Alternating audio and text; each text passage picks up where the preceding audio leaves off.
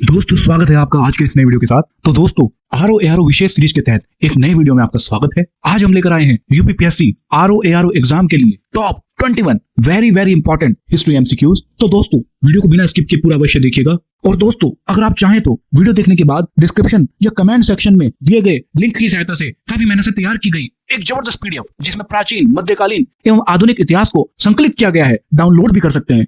तो चलिए दोस्तों वीडियो शुरू करते हैं।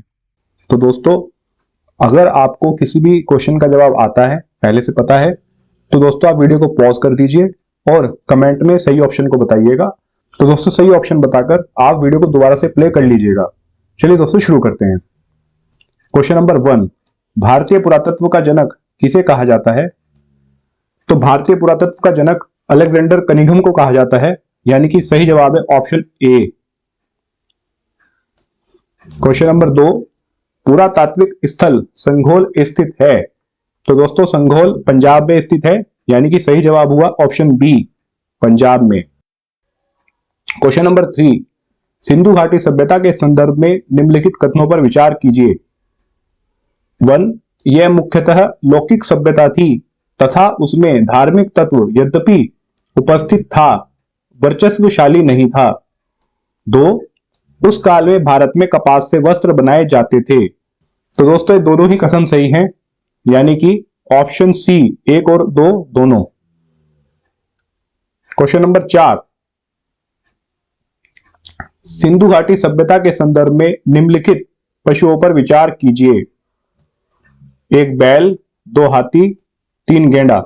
उपयुक्त में से किन पशुओं की आकृति सिंधु मुद्राओं पर पाई जाती है? तो दोस्तों तीनों की ही पाई जाती है, यानी कि सही जवाब हो गया ऑप्शन डी 1, 2 और 3।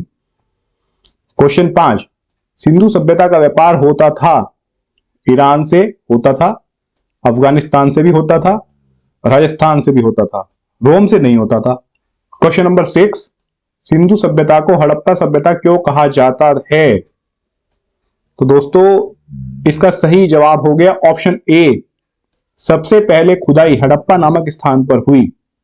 दोस्तों आगे बढ़ने से पहले आपको बता दें कि यूपीएससी एवं यूपीपीएससी जैसे कॉम्पिटिटिव एग्जाम्स की तैयारी से संबंधित वीडियोस हमारे चैनल पर उपलब्ध हैं। आप जाकर प्लेलिस्ट चेक कर सकते हैं। साथ ही साथ तैयारी के लिए पीडीएफ नोट्स, मॉक टेस्ट एवं बेस्ट बुक्स इत्यादि हमारी वेबसाइट www.panditjieducation.com पर उपलब्ध है। आप एक बार विजिट अवश्य करें। क्वेश्चन नंबर 7, सिंधु सभ्यता का तिथिक्रम सर्वप्रथम किससे निर्धारित किया गया है? तो यह निर्धारित किया गया दोस्तों मेसोपोटामिया के अवशेषों के सापेक्ष कालक्रम से। क्वेश्चन नंबर 8, किस स्थल से युगल स्त्री पुरुषों के शवाधानों का साक्ष्य प्राप्त हुआ है? तो दोस्तों यह प्राप्त हुआ है लोथल से, यानी कि option D. Question number 9, Sindhu सभ्यता संबंधित है, तो यह संबंधित है दोस्तों आधे ऐतिहासिक युग से, यानी कि option B. Question number 10, Sindhu घाटी संस्कृति वैदिक सभ्यता से भिन्न थी क्योंकि इसके पास विकसित शहरी जीवन की सुविधाएं थी, ठीक है। इसके पास चित्रलेखीय लिपि थी, ठीक है। इसके पास लोहे और रक्षा शस्त्रों के ज्ञान का अभाव था, ठीक है। यानी कि दोस्तों सही जवाब हो गया ऑप्शन डी, उपयुक्त सभी। क्वेश्चन 11, सिंधु सभ्यता के बारे में निम्न में से कौन सा कथन असत्य है? तो दोस्तों नगरों में नालियों की सुदृढ़ व्यवस्था थी, ये तो ठीक है। व्यापार और वाणिज्य उन्नत दशा में था, ये भी ठीक है। मातृ देवी की उपासना की जाती थी, ये भी ठीक है। लोग लोहे से परिचित थे, तो दोस्तों यह कथन असत्य है, डी। क्वेश्चन नंबर 12, निम्नलिखित में से कौन सा सिंधु घाटी की सभ्यता से संबंधित स्थल नहीं है?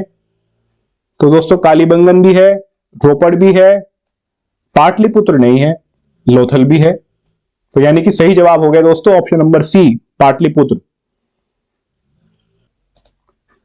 क्वेश्चन नंबर 13, निम्न में से किस पशु की आकृति जो मोहर पर मिली है जिससे ज्ञात होता है कि सिंधु घाटी एवं मेसोपोटामिया के मध्य व्यापारिक संबंध थे? तो दोस्तों वह पशु है बैल, यानी कि ऑप्शन नंबर सी।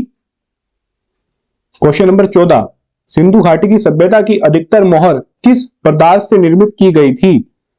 तो दोस्तों वे निर्मित की गई थी सेल खड़ी से, यानी कि option A. Question number 15, sandal सभ्यता के महान स्नानागार कहां से प्राप्त हुए हैं? तो दोस्तों सही जवाब है मोहनजोदड़ो, यानी कि option A. Question number 16, Mohenjodaro की सबसे बड़ी इमारत कौन सी थी? तो दोस्तों सही जवाब है अन्नागार, यानी कि option B. Question number 17, Sindhu घाटी सभ्यता की विकसित अवस्था में निम्नलिखित में से किस स्थल से घरों में कुओं के अवशेष मिले हैं? तो दोस्तों कुओं के अवशेष मिले हैं मोहनजोदड़ो से, यानी कि ऑप्शन डी। क्वेश्चन नंबर 18, निम्न स्थानों में से किस एक स्थान पर सिंधु घाटी सभ्यता से संबद्ध विख्यात वृषभ मुद्रा प्राप्त हुई थी? तो सही जवाब है मोहनजोदड़ो से, यानी कि option D. Question number 19, Mohenjodaro निम्नलिखित में से कहां पर स्थित है? तो दोस्तों मोहनजोदड़ो स्थित है पाकिस्तान के सिंध प्रांत में, यानी कि ऑप्शन सी। क्वेश्चन नंबर 20, कांसे की नर्तकी की मूर्ति उत्खनन द्वारा प्राप्त हुई है? तो दोस्तों सही जवाब है मोहनजोदड़ो से, यानी कि option A. Question number 21, Sindhu घाटी सभ्यता का पत्तन नगर था?